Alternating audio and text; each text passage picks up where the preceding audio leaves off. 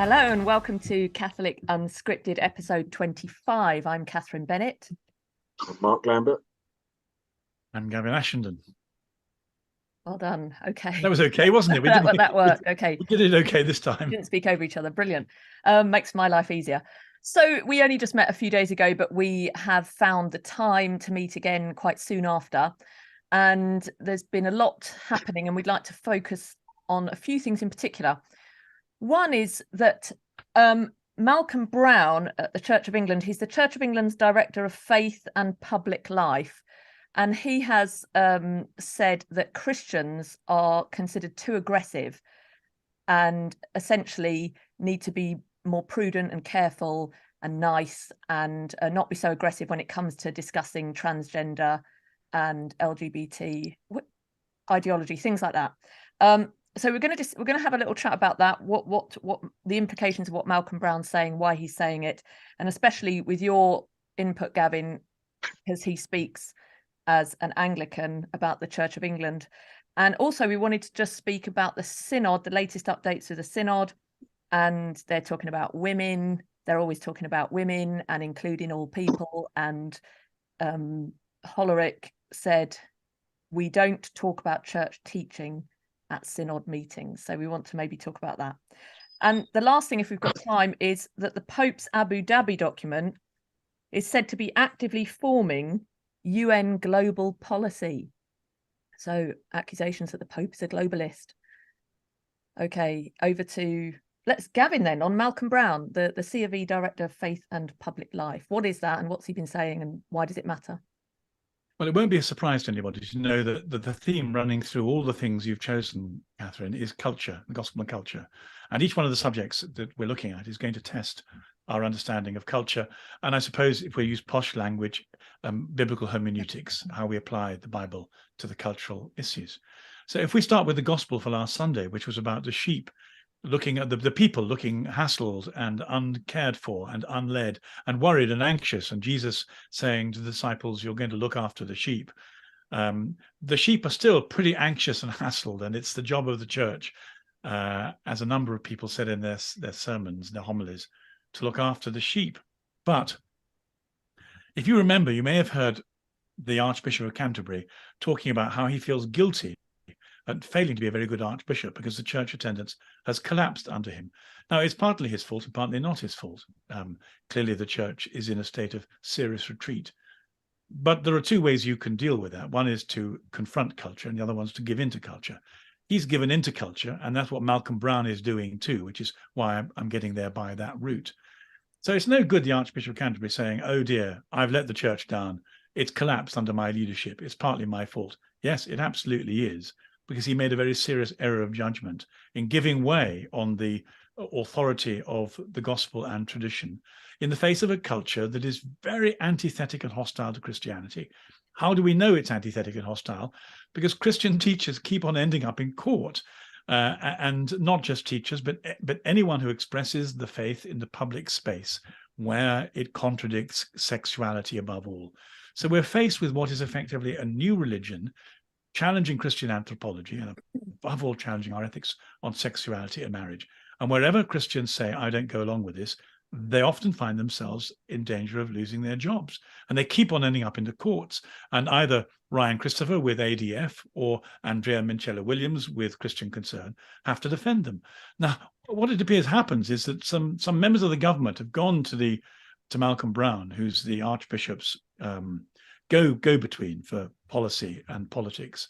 And they said, we're getting a bit fed up with Christians defending themselves in courts. They're coming over as increasingly unreasonable.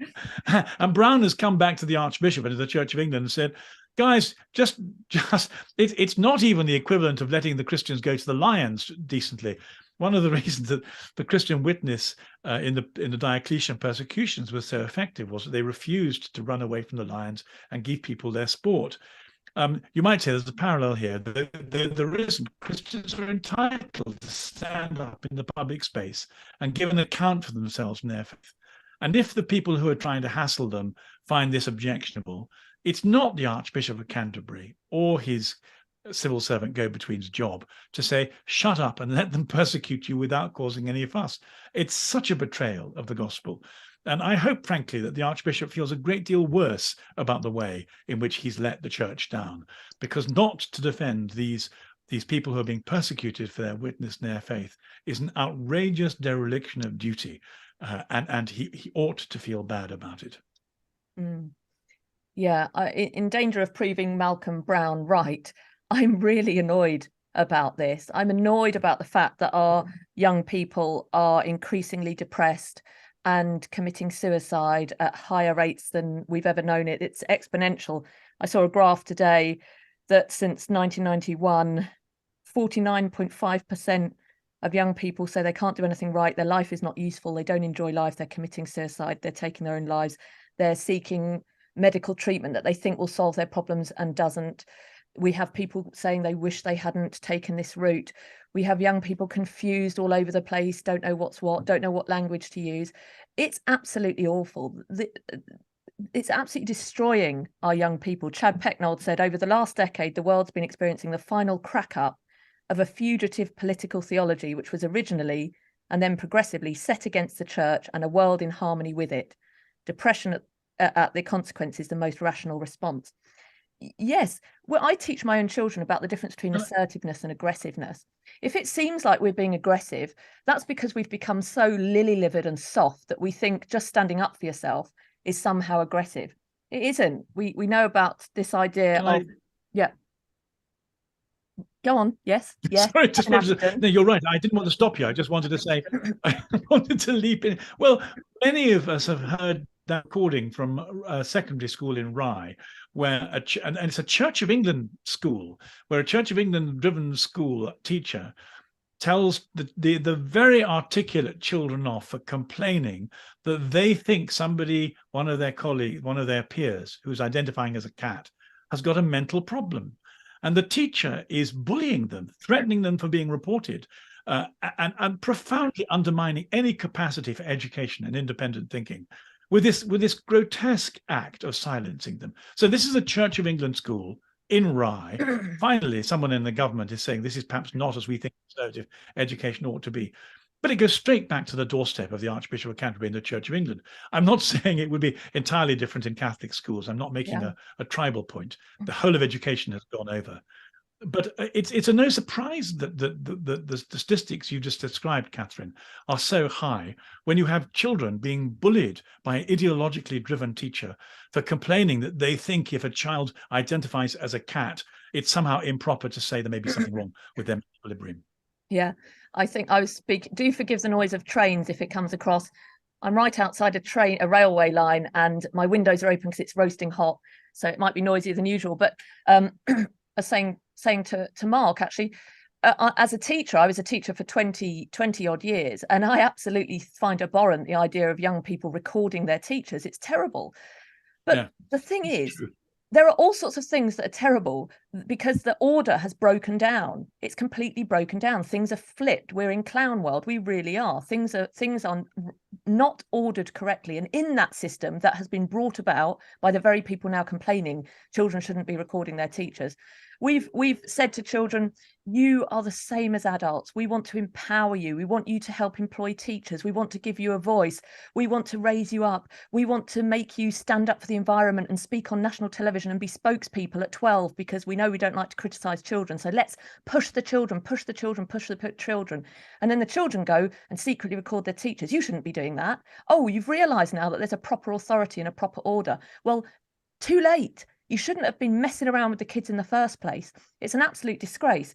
That idea of parousia, this candid speech, this apostolic candid speech, we are called to speak truth. And if we have to be tough about it and assertive about it, it's because it's the only way to push against the tactics and the pressure coming the other side. So I think it's weak capitulation to say, let's be careful about how we speak. Let's not upset anyone. And I think it's because churches, Catholic, Protestant, evangelical, they all suffer with the same thing because they're full of humans, which is sin. There's paedophiles, there's sexual scandals. So we better not say anything about morality. okay, you're sinners. You smoke fags, you drink too much booze, you have sex when you shouldn't and with people you shouldn't. It's absolutely disgraceful. But for goodness sake, can you at least speak up for what's right, even if you can't live it? Mark. Hello. Well, I think there's a couple of. I think you're absolutely right. The problem is that the church doesn't teach what it teaches. It doesn't, and that's the same, obviously, in the Church of England. They've just capitulated to it. I think it's interesting that you've got like Suella Braverman, and it appears Rishi Sunak sort of speaking out against the transgender issue, but you've got this awful Gillian Keegan, who's the education secretary, who seems to, who can't even say that a woman is a woman or whatever, and so that's undermining the whole project as usual. I think remember my childhood. We were, God forgive me, and Catherine forgive me, we were terrible at teasing the teachers. It was a great pastime at school, and I think, like, looking back on it, if you had the opportunity to go into school and that you had a tool to manipulate the teachers to get them to call you a cat or a monkey or a woman or whatever, you'd be doing that every day. That'd be fantastic. You could torture the teachers with it. So I think that's probably an element to it. And the other element that I think is that it's a bit of a fad. It's a bit of the way that we had, punk rock or casuals or whatever. You had to dress a certain way. Some kids, to be rebellious or whatever, they listened to a certain kind of music and dressed up as goths or whatever. And today the fad, and part of that probably is because we've empowered the idea of privilege, that if you're black, then you get a certain privilege. If you're LGBT, you get a certain privilege or whatever. And if you're nothing, if you're cis, then you're just boring. So I'm going to be trans or I'm going to be bi, and then you can, I've got rights all of a sudden. I've got extra special rights, and you have to treat me in a special way. I mean, all of it is just, we're not teaching our kids to think critically in school, and instead we're just, bombarding them with all this absolute nonsense. And I'm not surprised that if they have it in school, then the kids go along with it, And there's no one speaking against the culture. It's facile, exactly. Yeah. That's our way of attention seeking. That idea. Sorry, Gavin. That idea of rebellion. And you say I remember being in the 80s and 90s, and I was dressing like a goth, and I was wearing fishnet tights, and I was black makeup and stroppy with my parents. And oh, by the way, so were all my friends. So you think you're rebelling, and all you're doing is following another pattern, a different pattern, but it's still a pattern. You haven't broken out of a pattern. You've just replaced one pattern with another. And the thing about this is, okay, maybe you shouldn't be wearing black clothes, or you look stupid, or you're acting ridiculous and grumpy. But when you're telling children that sex is not real, or that there's something like non-binary is not a thing. You cannot be non-binary. Is that a hate crime to say that? That you can't teach a child. I'm not having my child taught that there's such a thing as non-binary. It isn't. There just isn't. So we have to be able to say that. Do we say it in an aggressive way, saying let's go and lynch mob those who say they're non-binary? No, of course we don't. Well, even surely if you say that you are binary or non-binary, then that's binary, isn't it? Well, what I don't get is bisexuals. How can there be bisexuals if there's not just two sexes? Oh, very nice. I love it. Nice argument. Very good, Mrs. Bennett. Absolutely. Trisexuals, quadrisexuals, multisexuals, but not bisexuals. If you're going to argue against being non-binary, that's very good. That's bigoted. Yeah. Stop it. I was just since we've got to a light note, I want to know what where Mark is with that thing, because he looks to me like Oliver Reed on Gladiator. Nice background. What's the background? It's better than The Office. I was in Colchester last night speaking to a group of newly ordained priests, and I just took that snap of the old Roman wall there as I was departing. So I thought there was something Roman about it. You look absolutely like a major character in Gladiator there. Gladiator. I'm just glad you're on our side, that's all. Yeah. But don't be too aggressive. No, sorry. Shall we move on? Yeah. Yeah. So next we said, we thought we might take another glimpse, since it's been a while, of what's happening in Synod world. In the Catholic Synod, we've had something about oh, Mark, tell us all about the Synod and the latest comments and what Cardinal Hollerich's been saying. Well, it's the usual. We've had the dumpster fire, and it's just absolutely atrocious. And Hollerich basically has come out and said that we don't get involved in Catholic teaching. I mean, if the cardinals aren't doing Catholic teaching, who is doing Catholic teaching? And the crisis, what the things that we've just discussed are a direct result of the fact that of the church not speaking clearly. And that is the hallmark of the Francis pontificate, as far as I'm concerned, is that he doesn't speak clearly. And it's a narrow-minded, facile attempt at wooing people into the church by saying, don't worry, we don't stand against anything. You know, but if you don't stand against anything, you don't stand for anything. Exactly. And that's literally what they're trying to do, is to have this outreach of accompaniment and journeying together, which is a lie. They're just lying to people to try and get them on side. And how on earth could it work? It can never work and has never worked. No. So, you know, it's just a complete waste of time. They recently had a big thing in the Vatican, like World Fraternity Day or something like that, and there was about 8 people turned up. It's just getting more and more embarrassing. And what would you expect, really, when you've got 2 complete criminals like Grech and Hollerich in charge of the whole process? And I think it's important to say that, you know, this is typical Peronista. It's typical of that sort of style of governance that is the hallmark of Pope Francis' pontificate, and very Argentinian, obviously, where he promotes corrupt people to high office. So they'd never get there on their own merit or for any other. I mean, Grech, honestly, I mean, just look him up on my blog and you can read loads of interesting stuff about him. He actually sent me a solicitor's letter a few years ago for revealing some of the stuff that he was up to, which was fine because I just posted it on the blog. But, like, you know, you really have got very, very strange decisions for people who have failed consistently then in these positions of power, and they completely owe all their allegiance to Pope Francis, because there's absolutely no way they would have got into those high positions without his say-so. So don't expect. I mean, it's interesting. I was talking to these guys last night, these young priests, and one of the guys said to me that they thought that synodality would continue in one form or another, and I was astounded, because you know, we were talking about it earlier, and everyone that you speak to says, "What is synodality? What is it?" Or no one knows. It's just one of those words that they are using to mean whatever they want it to mean. And so, what does it mean? It means, in this instance, now they're talking about that the synod document is going to contain women deacons again, which has been investigated, it's been dealt with, it's been put to bed on so many occasions, and all the progressives can do is just push these ideas time and time and time again, and it's the same old tired ideas. But they're talking about polyamory. They're even talking about apparently in this polygamy. Yeah, apparently so. But not about church teaching. That's what's taboo. They don't want to talk about church teaching. No. It's exclusionary and lacking in compassion.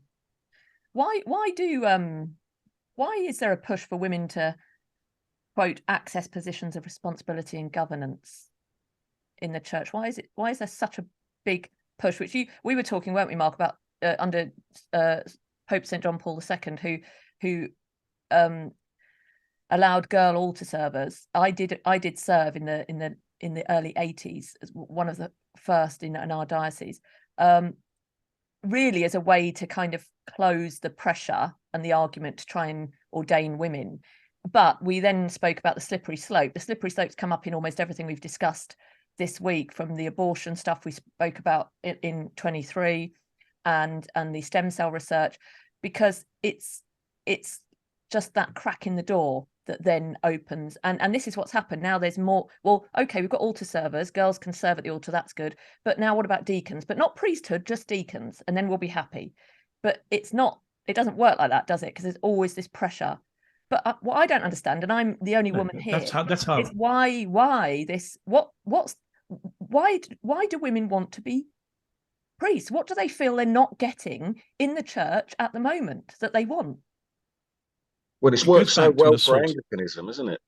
Yeah. Sorry, Gavin. And what you described is exactly the strategy they use for Anglicanism. But you're asking a theological question, and you're asking about spiritual discernment, and I think we should answer it in those terms. So in terms of with the way God has made men and women, he's made us remarkably different, but in a complementary way. And the gloriousness of the Catholic tradition is that where you find holy women, they become very much more women than anybody else. Holiness seems to make people more masculine or more feminine. So then if you're going to be dealing with an anti-Holy Spirit, what would you expect the result to be? The answer is people will be less masculine and less feminine. And so the whole feminist movement is an attempt to defeminize women and make them more masculine. But that's not on the back of trying to amplify masculinity. What that's attempting to do is to make a kind of anti-divine, anti-spiritual androgynousness. And so, but the first step of it is to get women to step into male roles. When they've stepped into male roles, you then find they're masculinized. And then you see what the next step is going to be androgynousness, getting rid of either masculine or feminine, which is what the whole identifying as a cat is about. It's the next step where you shake off what's called binary gender positions or binary in order to get rid of the God-givenness of masculinity and femininity. So that this dreadful move by synodality in order to push women first into deacons, and then it'll be to priesthood, and then it'll be episcopacy. And if you want to see what happens, look at the Anglicans. They've done it all. And in the end, you end up with an anti-Holy Spirit androgynousness, where you repudiate the covenantal gift of sexuality. What we want to do is to go back to try and reinvigorate the church so that women can become more feminine and men can become more masculine, because that's what the Holy Spirit does when he gets his hands on us, and we don't repudiate what God has made us. It cracks me up as well. Like, it's an old thing to say, but this idea that women aren't involved in the governance of the church. But the women run the church. They run my church, certainly. And the men are nowhere to be seen. That's kind of part of the problem, is that we can't get men engaged in the faith anymore. Yeah. One of an interesting model, I think, is the Baptist church that I'm sort of engaged with, where they've got they've got much less people than we have in our Catholic church, but they've got a much broader model of governance where they've got, a group of elders or whatever who are involved. And it's not all on the parish priest, not all on one person to make all those decisions. I've got I think that's a great thing. I've got no problem with everyone being involved, because we are a community. And as much as it takes my wife and myself to run my house, the same way I would expect that to be in any situation. Ordination is something completely different. Yeah. And I think it's just being looked at something about power. And that's a complete, misunderstanding of the sacramental theology. Yeah. What's extraordinary in Anglicanism is that the arguments they sold it to us, they said, you need women as clergy because they'll bring all these wonderful feminine, soft, pastoral, intuitive, empathetic gifts. Turns out that in almost 90% of the really serious bullying cases, it's women drunk on power who went in and if you criticized a male priest, you'd have some opportunity for him to say, look, I'm sorry, maybe the way I've been exercising my ministry and my priesthood hasn't been of the best. I've made a few mistakes. All the indication is if you criticize a woman priest, she complains that you're undermining her existential authenticity, and it's an act of misogyny, and it must not be done. She's beyond criticism in that sense. So you can renew a church where there are male priests. You can't renew a church where the women priest is taken as being too profound an existential assault on the woman itself. There is no sense of humility or accountability for ministry in that sense. It's one of the problems with feminism. And the fact is that you're uncovering the whole dynamic, which was all about grabbing power. And so you're attacking the power base of the women in the ministry if you criticize them, and they won't have it. It's a terrifying thing. And I don't think it will. I don't think for a second, I think it's important that we say, I don't think for a second that we're going to see women priests in the Catholic Church. But I think that it's this idea that everything can be talked about and everything that's what's going on. And I would say there's definitely a push to approve women deacons, perhaps. And that, is part of this sort of slippery slope thing. Yeah. But it's frustrating because the whole thing has been looked into, even under this pontificate, it's been investigated and it's been dealt with and closed. And yet they're still doing it. And it's just that progressive tool that you see all over society, don't you? You know, them keep pushing at the closed door. You know. Yeah, I agree. I mean, I think that's worth saying, and we've said it before. We're going over old ground in a sense. Sorry, watchers and listeners, but it won't happen. Of course, there will never be women priests in the Catholic Church. I doubt there'll ever be women deacons in the Catholic Church either, but there definitely won't be women priests. But also it brings us to what we might do about the mess that is the very nature of having the discussion, because even the nature of having the discussion doesn't help. As Gavin said, that beautiful line, holiness makes people more masculine and more feminine. It makes them more as God intended them to be. And as long as there's this conversation going on, I think it's sort of holding people back from understanding the beauty of themselves qua woman, as Bishop Barron might say, as woman, and all that it means to be woman, and man as all that it means to be. And as you said perfectly rightly, Mark, it's not about saying you can't have a woman typing up your local newsletter or helping in the church or even at higher decision-making levels, but just not in this role. It's just a no for reasons so if you need we don't need to go into. Because we have. If you need a brief aphorism for what we're talking about, it could even be the name for this episode. We want sanctity, not equality. If you want to renew the church, you want sanctity, not equality.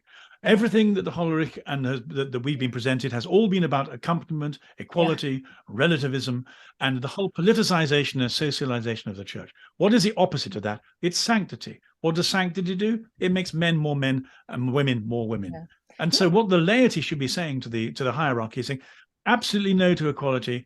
Get on your knees, say your prayers, repent. We need more of the Holy Spirit, and the Holy Spirit will make us more different from each other in that sense. Sanctity, not equality. Yeah, or even, although that was very impassioned, not even we want sanctity, not equality, but with sanctity comes true equality, as in the true equal value, but not sameness. But yes, exactly right. And the other thing which we noticed very much in America, and maybe is something we brought back from when we went to Chicago this year, was we can talk about it, and that's what we're doing now. And there's lots of conversations about the Synod going on all around the world.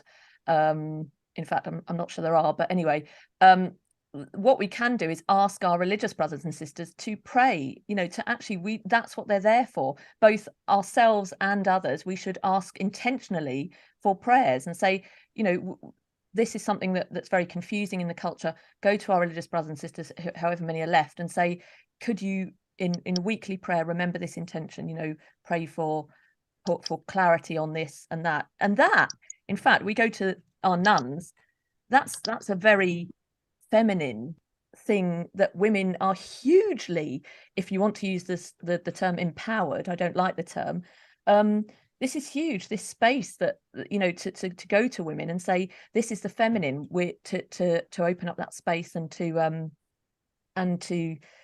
was it someone said the best answer they heard to why there are so many more men in prison than women is because there are so many more women in the church than men.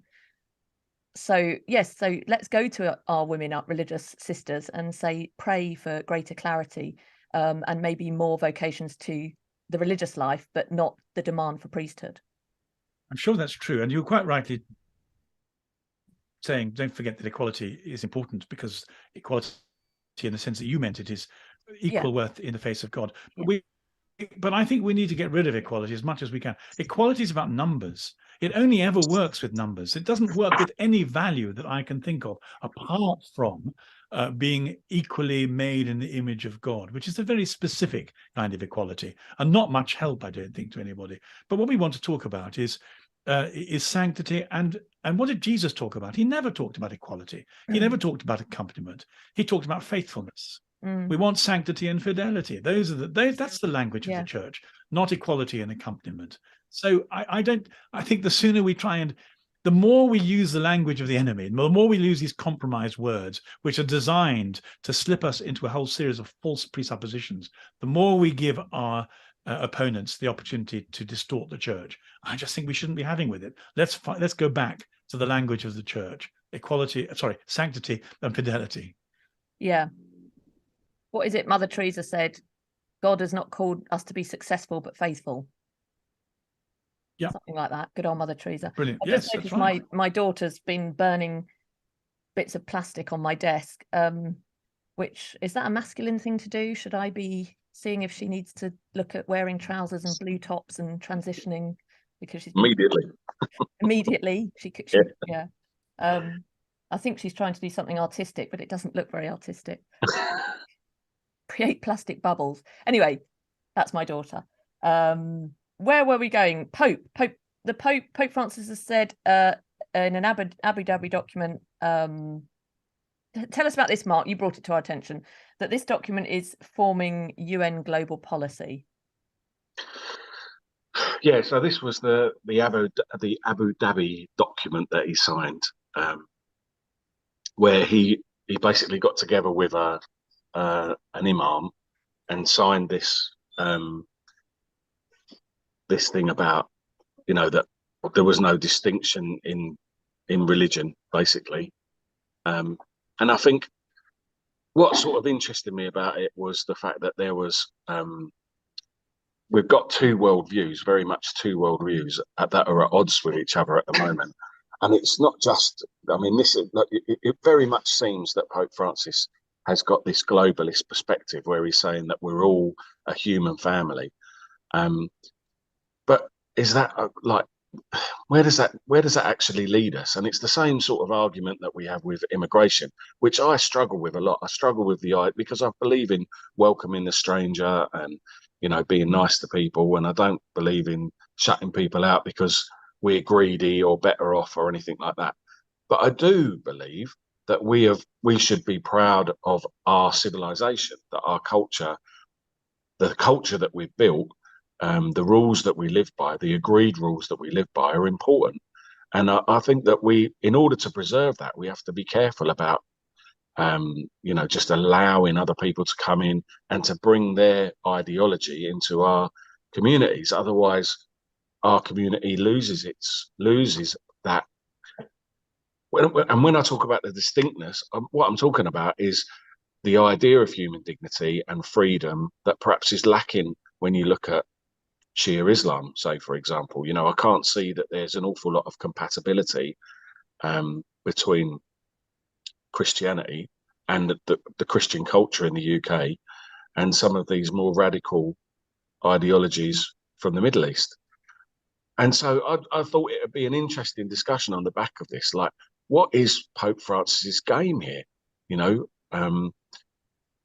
what is this globalist thing that he keeps going on about? And there's a theory that he's been put in place. You know, that cardinals were contacted because Pope Benedict was a problem.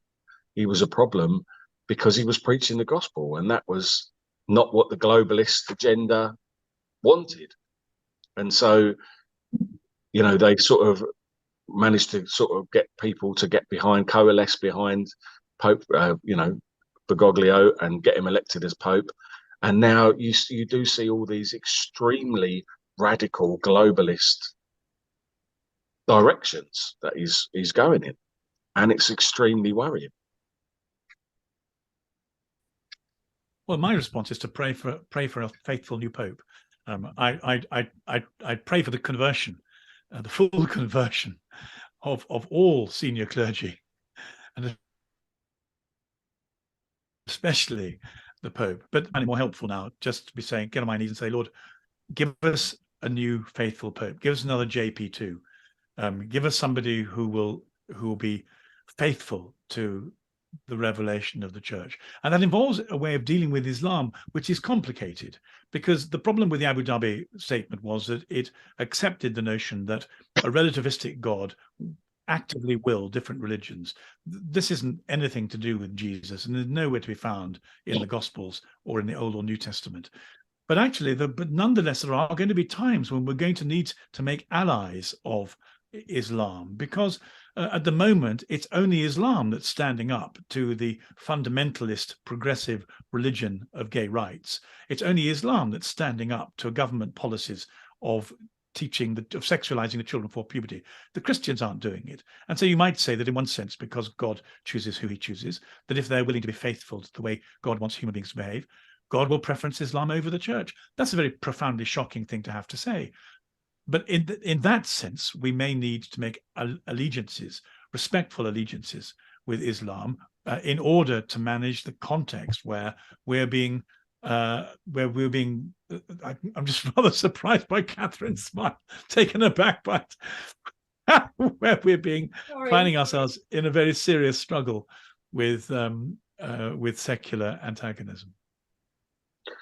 It's a difficult path to walk, isn't it? And Pope Francis is definitely not walking it with this guy, the Imam of Al-Azhar al-Sharif, Ahmed al-Tayyib, who is, he is a very, very watered down version of Islam, isn't he? He's much more on the sort of Sufi, Sunni, very gentle. I think it's in it's obviously it is in the United Arab Emirates, which are the most welcoming, sort of generous version of Islam that we sort of interact with in the West. It's not, it's not a real sort of perspective of what Islam is. So, and I agree with you that there are things that we agree with, and that's great. But we need to have clear dialogue, don't we, in any of the things that we talk about. And what strikes me about this is that it's not clear dialogue. It's anything but clear dialogue. It's just pretending to agree about everything for the sake of being nice, which is sort of like the world's problem at the moment. It is. I agree with that. Can we make a distinction too between Islam and Muslims? I think there are very many Muslims who are very hungry for God and have an absolutely genuine desire. And they are to be complimented and prayed for and loved and supported. And what's most exciting is the number of Muslims who find themselves having dreams of Jesus. Jesus is trying to get through to Muslims who are hungry for God and for whom Muhammad is not enough. And Muhammad should not be enough, because he doesn't introduce people to God the Father, and he does not introduce people to forgiveness and grace. And so I think we must be heard to be saying that we're very much on the side of Muslims who are our fellow travelers as pilgrims, who are hungry for God and heading, and to say that we are no better behaved. We should be, but we're probably not, and make no ethical claims of superiority ourselves. What we are making claims for is the superiority of Jesus over Muhammad, or the superiority of the New Covenant, New Testament, over the Quran. And that's something that we can justify and defend and articulate. And it's very different from presenting ourselves as better or superior, which we ourselves are not. I think that's beautifully said, but very interesting, because it's the opposite of what Islam do. Islam look at us as inferior, and that is based on the pornography and the blasphemy and the lawlessness that they see pervasive in our society. And that's the way that they justify things like the way that, was it the Rochdale abuse of those girls, that they see us as less than human. I think the Quran says monkeys and pigs or something like that. All I'm saying is we need to be aware of the ideology and, what it says. And like you say, people are people, and I've got loads of Muslim friends. But that's what sort of got me interested in Islam in the first place. When I was training martial arts, there were loads of guys who were in the club who were, Muslims, and that really sort of got me interested in it and learning more about it. And I did learn about it, and it terrified me. We're back to Gladiator and Oliver Reed and through martial arts and the walls of Colchester. God wills it. Yeah, I think that it's difficult, isn't it? I agree with you. My instinct, Mark, is to say, well, our fellow human beings, our brothers and sisters, no barriers between us. But I think, first of all, that's naive, and also it doesn't recognize that the nation is a sort of natural state, like the family, and that you can welcome somebody if we take it to the microcosm, the level of the family, and you say, if you welcome somebody into your home, if I were to welcome you into my home, there's a certain way that the Bennets live, and you would accommodate and assimilate to some extent, and then Gavin would as well, and then you might bring your children and they would, and then suddenly you know, maybe you'd invite all your friends, and suddenly it's very difficult to manage what our family is anymore, because it's changed. You've hung pictures on the wall, and you've changed the furniture, and you've said, I want to do this at lunch, and I know that you normally say grace before meals, but we actually don't do that, and suddenly my children are confused. And I don't think it's unreasonable to say that, looking at on a larger scale, that Britain is, you know, it follows, it has a certain culture born out of a nation that is rooted in our Judeo-Christian history, and that of course we want to welcome people, and of course we want to say, especially those who are suffering and facing torture and being rejected and being abandoned, we want to reach out to those people and help them, and absolutely should. But that's a different question to just unfettered access to, you know, free borders, no borders, freedom of movement wherever you want, at all times. And there's nothing distinguishes one nation from another. Nothing distinguishes one home from another. You'd just be the same at the Lamberts as you would be at the Bennets and the Ashendons. And there is no family and there is no nation. And that doesn't seem to me particularly Christian or particularly natural or especially nice, especially when you have a duty of care to your own family, to your own children. My duty to my children is my duty. Yours is to your children, Mark, and Gavin, yours is to yours. I care about your children. I love your children, as a Christian does. But first and foremost, I'm raising my children. I'm choosing what school to send my children to. I'm choosing how to pray with them and how to teach them with my husband. And you're doing the same with your children. No, yeah, no. I'd like to get to Matthew 25. Well, Matthew 25, the second. Go on, crack on. Go on. You go. Well, okay, very, very quickly. Matthew 25, the second half, the sheep and the goats passage, where Jesus says, there's going to be a final day of judgment, and I'm going to welcome into the kingdom those who. And then he says, those who clothed the naked, fed the hungry, that long list of things. And people take this as a universalistic approbation of being nice, but it isn't. The only people Jesus called his brethren are those who followed in the way. The brothers of Jesus are those who do the will of the Father. This is about Christians who are suffering. And so, Catherine, when you say my first responsibility is my family, that also applies to the Christian family. And if we go back to the people Malcolm Brown is criticizing for being over aggressive in court, the people we should be supporting and looking after and treating as our first priority are the persecuted Christians in court. They are our family. They are the brothers of Jesus. That's how we defend and become intimate with Jesus, by looking after them. It isn't the declaration of how to be nice to the whole of the rest of the world.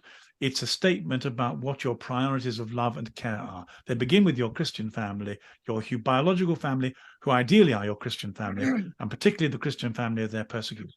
We don't have to go very far in this country to look after the Christians who are being persecuted. They're right on our doorstep. They're in the news every day of the week. Jesus wants us to put them first.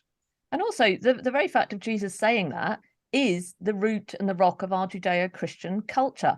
Jesus says, you know, whatever you do to the least of these, my brothers and sisters, you do to me. That's Christian. That wasn't Roman. That wasn't pre-Christian. They didn't say, oh, you slaves alike, women alike. This has been born out of the Judeo and then Christian heritage. So to say we want such a globalist world that no longer is the ethical norm, or that anything goes, or there is no right or wrong, goes against the very teaching of the sheep and the goats anyway, which says this is the norm. At the least of these, my brothers and sisters, they're Christians. That's the church. Those are our neighbors. That's the priority. But it's been taken out of context and used as if we're back to what Mark was lamenting about earlier on, the family of humanity on the skin of the earth. That's not the language of the Gospels. That's not the language of Jesus. The least of these, my brothers and sisters, are the church, Christians who are hungry, persecuted, homeless, because of their fidelity for Christ, which he promised is what would happen if you followed him. We're to look after them and make them our priority. And if you look at someone and don't see the face of Christ in them, then you should. You ain't no Christian, bruv. Which is what Mark's been saying about the Baptists he's been discovering, quite rightly. Yeah. Mark. Well, you know, it's that idea. I just don't really know what the Pope is on about. He's on about, as usual. He's on about, like, he didn't mention God in his speech to the United Nations Security Council. And he kept going on about fraternity. He said fraternity is a decisive word which cannot remain an abstract idea, but must become a real point of departure. I suppose, and it's all just pie in the sky. You know, he went on about war and but we're in the middle of a war in Europe, so I don't see how that practically is realistic. In order to deal with these problems, we have to surely analyse what's going on and come down on one side. You know, we have to come down on the side of right. And the role of the church, the role of the Pope, is to say what is right, isn't it? Is to help the people to understand what Christian teaching is. And he just never seems to do that. It's just all this waffle all the time about fraternity and, you know, blah blah blah.